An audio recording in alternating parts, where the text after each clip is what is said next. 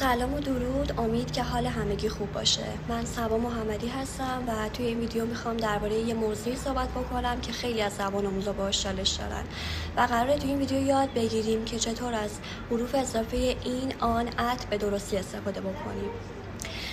Preposition time. اولین حرف اضافه‌مون at هست که برای اشاره به یک نقطه زمانی مشخص، ساعت یا یک رویداد خاصی استفاده میشه و ما از at هم برای تایم زمان و هم میل تایم وعده‌های غذایی استفاده میکنیم.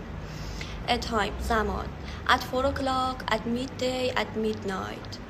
meal time وعده‌های غذایی at breakfast, at lunch time, at dinner time. For example, we eat dinner at night. ما شب شام میخوریم. Or they arrive at a party. آنها به مهمانی رسیدن.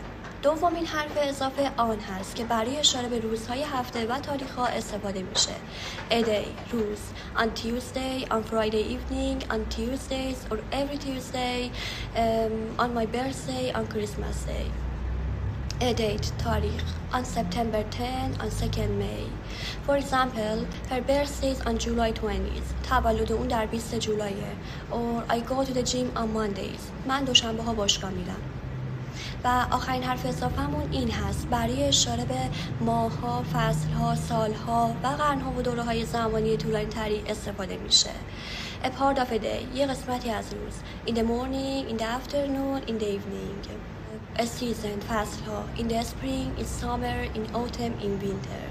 A month, year or century ماه، سال یا قرن. In July, in December, in 1990 or 1990, in the 21st century. و یه نکته درباره حرف اضافه at میخوام بگم. We also use at in the time phrases. For example, some doctors work at night, not in the night. I relax at weekends. What are you doing at Christmas or New Year? He's not here at the moment means right now.